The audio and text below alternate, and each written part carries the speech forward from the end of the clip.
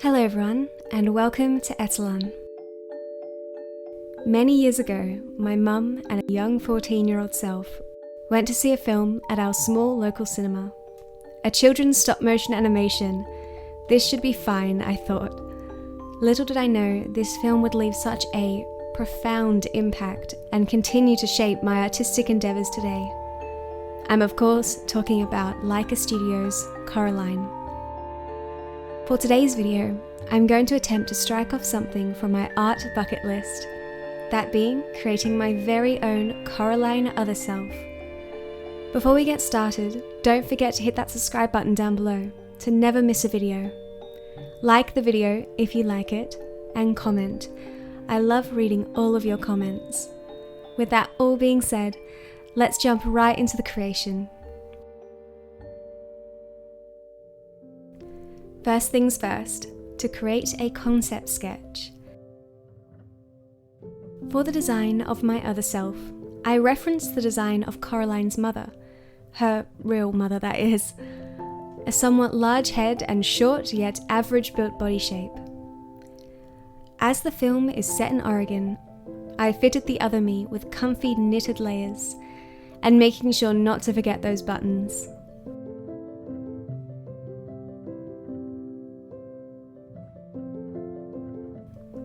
Time to craft.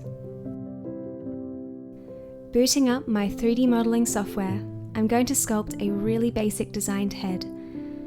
As this model is meant to be a ragdoll, I kept the design really simple, but made sure that my more prominent facial features were represented, like my round face and long nose.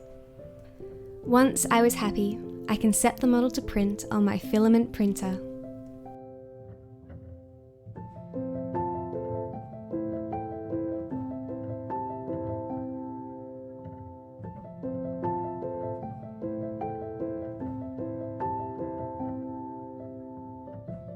After 6 hours, the head is finally done.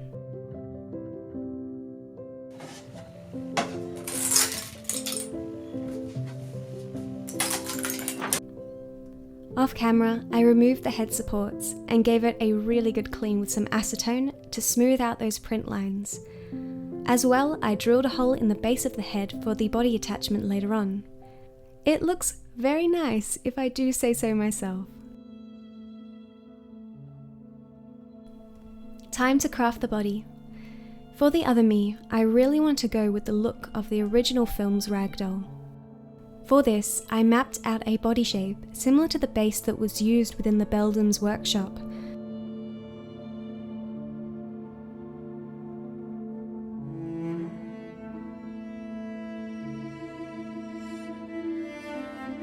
But in the end, I gave up on that idea entirely and went with the tried and true method, an articulated doll body.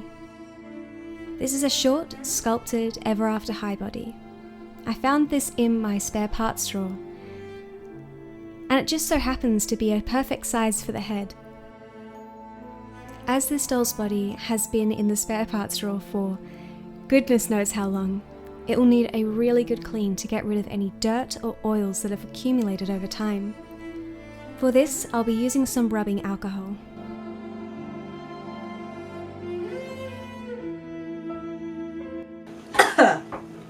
Oh my god, it fucking stinks. Shit. Now that the base is all cleaned and dry, I can give this doll a new coat of paint. The paint I'll be using is a light peach acrylic.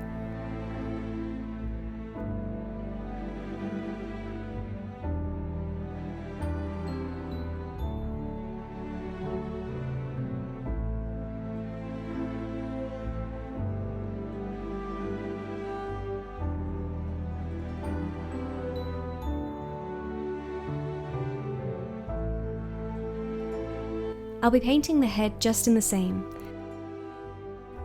But for the head, I'll be needing a base layer.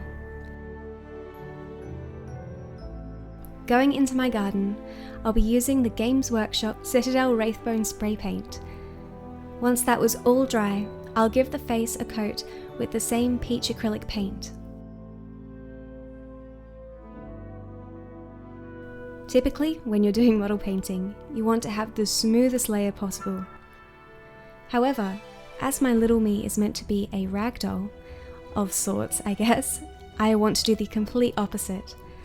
With thick paint and very coarse brushstrokes, I want to give off the look of hatching. I think that's the right word. I'm not really sure, but basically to give off the look that this is made out of canvas. Trust me on this, it won't look silly later on, it will look nice. Once the paint was all nice and dry, I gave the head and body a spray with Vallejo matte varnish, and we can start customizing.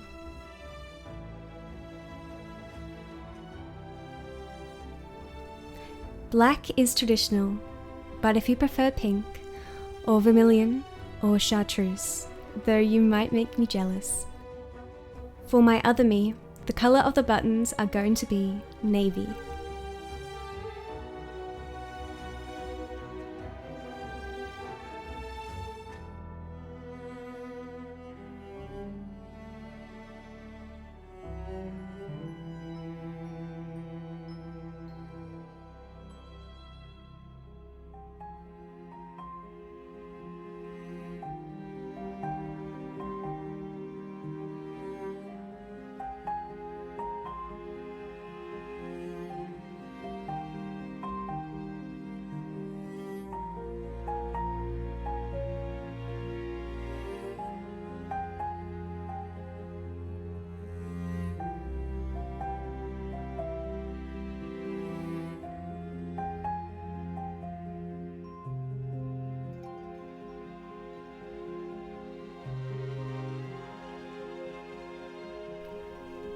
In the other mother's studio, she uses a seam from ear to ear as the point of access for all the materials that are inside the doll. I have to make sure that I give off this effect in my own doll. Using craft tape, I'm going to just map out this seam.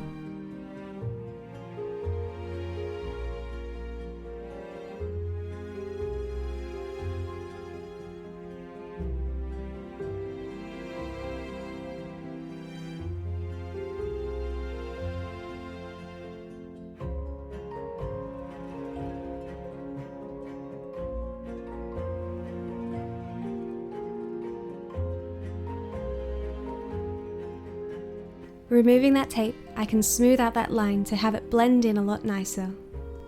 And here you can see the results of that hatching. I really hope that that's the right word. Applying the powder on top brings out that fantastic texture that we added, making it really look like material. I'm so happy with how that turned out.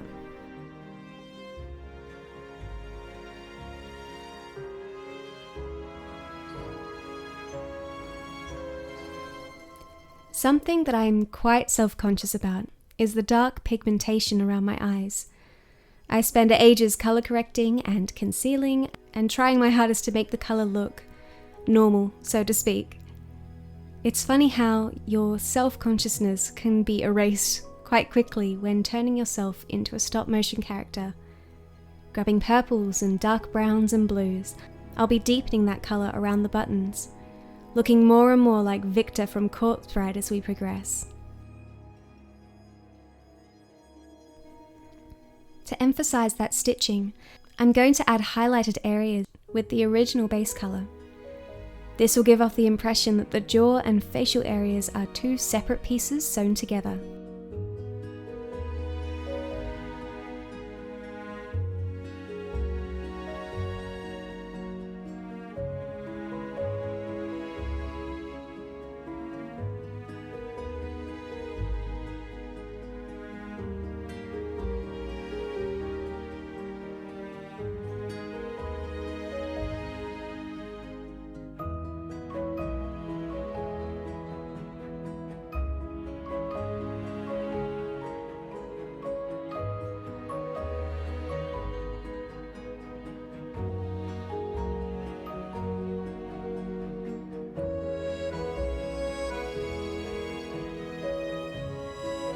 Grabbing some watercolor pencils, I'm going to start sketching out a mouth.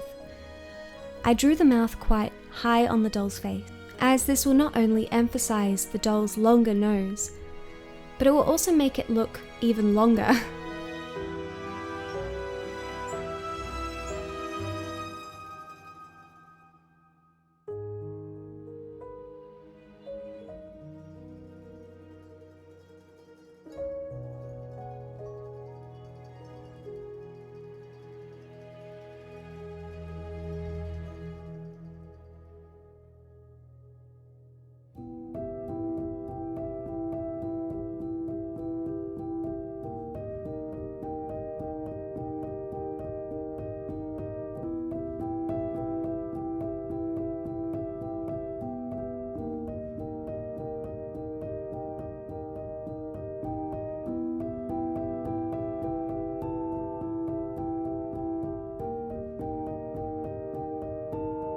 One of the last steps of the face is painting on the eyebrows. I sketched out some upturned eyebrows with some watercolour pencils, later layering them with some watered down acrylic paint. Once I was happy, I made sure to give the face a really good spray with some matte varnish. I did use Mr. Super Clear here, which is a lacquer varnish. But while that beautiful glowing effect of the varnish is gorgeous on dolls, it's a little bit out of place on this doll. Later on, I did finish off the face with a matte varnish from Vallejo, which is an acrylic, and it really worked so nicely.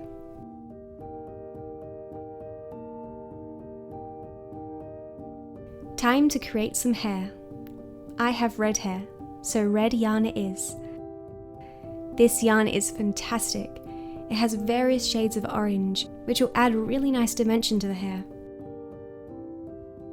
When I normally make dolls, I'm quite meticulous, perfectionist, and critical of the work that I'm doing. This doll, however, forced me to be quite rough and loose with my creating, and it felt so exciting. I would just plop loads of glue on and just smack some yarn and be like, yep, that looks good. It was really, really enjoyable to do this kind of creating. So much more freeing, I guess.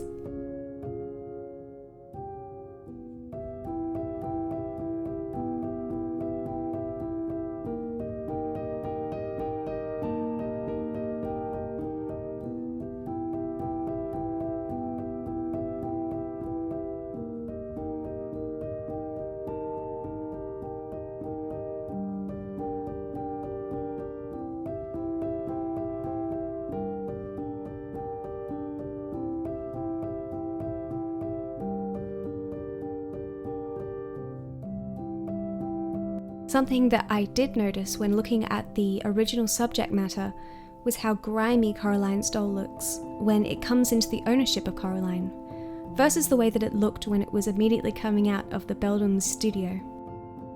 It's spooky, but it showed how the Beldam was just waiting for Coraline to arrive at the Pink Palace, which makes it so much more creepy.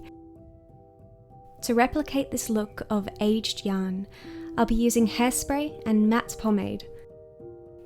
I'll be isolating each strand here, adding the product and twisting. This will get rid of all the shine and will make the hair look so much less polished, but end up looking perfect in a way.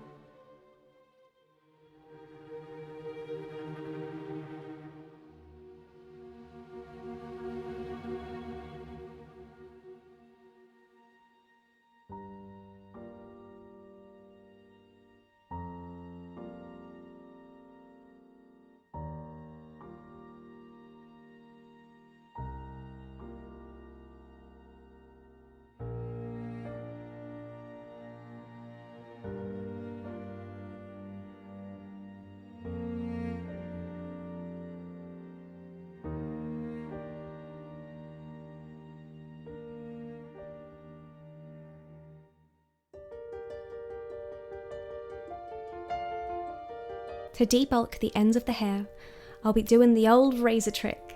Grabbing an X-Acto knife and a new blade, I'll be razoring away at the ends.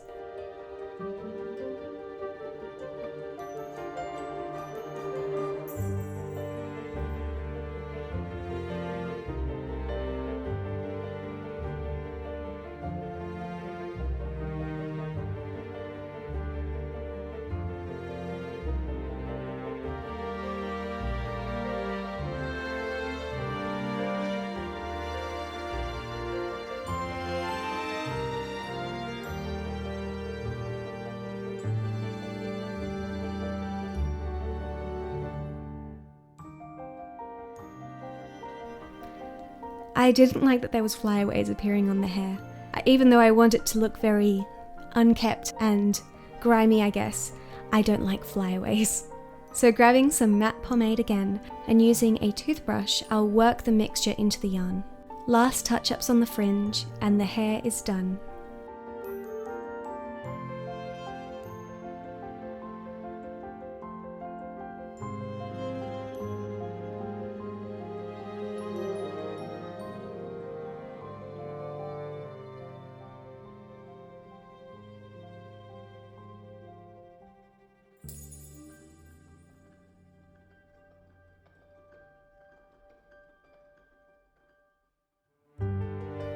While the hair sets, it's time to create some clothes. Instead of the coat, I decided to instead go with a chunky scarf for the cold, mountainous weather. But let's just say my scarf looks very homemade. This knitted scarf took days to complete. In the original sketch design, I had the intention of having a knitted sweater. Well, after the scarf, I don't want to do any more knitting. I truly could not bear doing any more. Time to do a little bit of a cheat. Kmart socks. Perfect.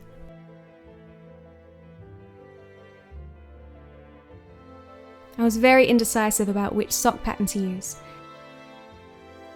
The lemon branch, the pattern's a little bit too big.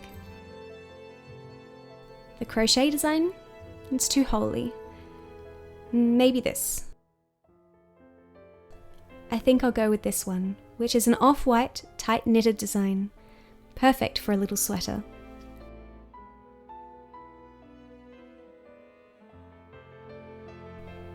It was at this point I wanted so bad to just scrap the original design and go with an Ash costume from Fantastic Mr. Fox.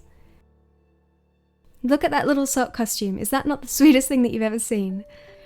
Alas, perhaps another time.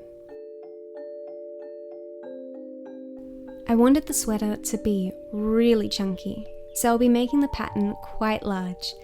The widest part of the body on the doll is 2.5 centimeters in width, which is along the shoulders. For this pattern, the width I did was 6.5 centimeters.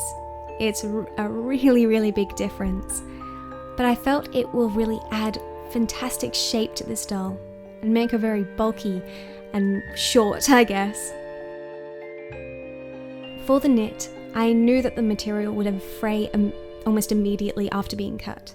To stop this from happening with material, you can cauterize the ends, you can sew into the fabric, which will stop it from fraying as well. I, however, opted to glue the pieces together to stop them from fraying. I used craft glue for this, but in the end, I think that was a bit of a bad choice. I think PVA would have worked a lot better and would still give flexibility, but craft glue is just very hard. It was a bad choice, but oh well.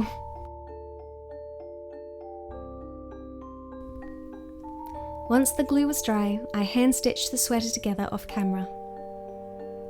To add the illusion of layers, I made small attachment pieces to the sweater with polyester fabric. This was done to look like a button-up top was underneath the sweater. To attach them, I did small hand stitchings to keep them in place. For added detail, I also attached some buttons to the shirt. For this, I used white pearl beads. It was quite funny when I was making this doll. I couldn't figure out how to objectively look at myself and say, yeah, I wear that more often. Oh, that's my style, I guess. Find the most common thing that you wear, you're probably thinking. Well, just like right now, I always wear very grubby gear when I'm working, which evidently is every day. Nothing worse than getting paint all over your very nice new clothes. When I was designing the other me, I thought to add colourful aspects to the clothes, something striking and eye-catching, but soon realised it just wasn't really in keeping with what I actually look like. I ended up looking at two games with very similar aesthetics to Coraline, Night in the Woods and Little Misfortune. Both games do really well at dressing their characters in an average way, nothing too flashy, and yet they look really good. For my other me, a large sweater, scarf and chinos, comfy and perfectly average. For some added detail to the clothes, I wanted to add some small gold jewellery. Enamel pins are always such a cute accessory, so I thought it would look good on this sweater.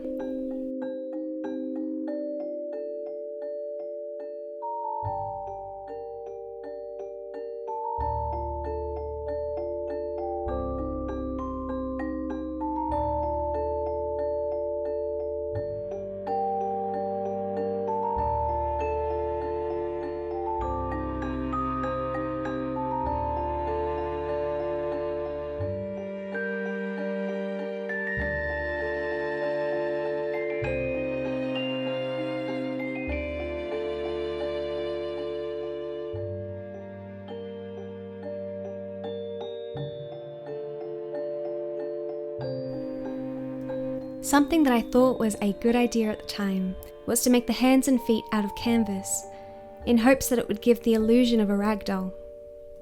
For this, I followed Delightful's glove tutorial, which was so helpful. Link of course will be in the description below. It was going great. It looked good until I added it to the doll. Yeah, you know what? Some things work in theory, but it doesn't always work when you end up putting everything together.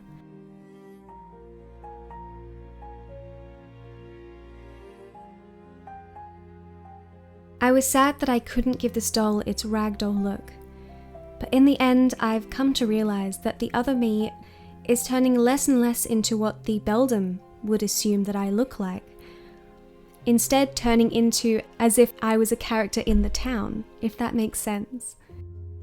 I imagine my other self being just a weird, quiet townsfolk who feeds and chats to the wildlife but doesn't talk to any of the humans in town. Oh wait, that's me in real life.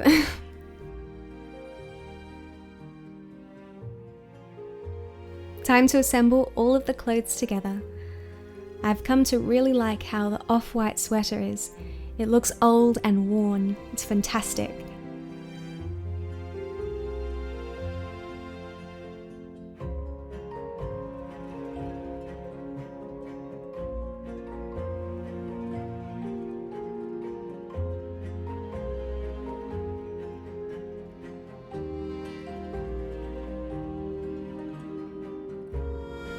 The scarf is so obnoxiously huge on this doll, I love it. As a final step, I'll gloss the buttons on her face to give them that uneasy shine. For this, I'm using Vallejo gloss varnish. Once that was dry, I think the other me is finally finished.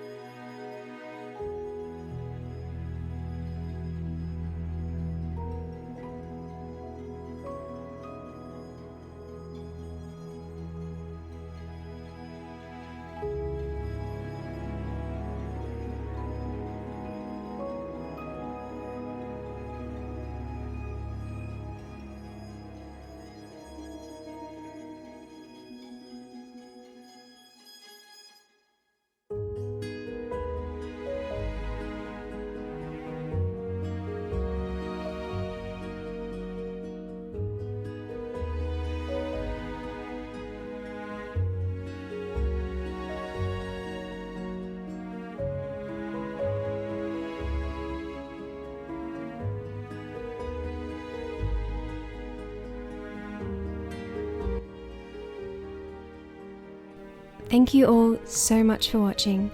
Let me know what you think of the other me in the comments below. Would you create one yourself? And if you would, what would yours look like? I would love to know. Of course as well, don't forget to subscribe to the channel. I would love to have you here. A huge thank you as always to my Patreon supporters. Your support allows me to keep making these videos and making my little dolls, so thank you. With that all being said, I'll see you in the next video.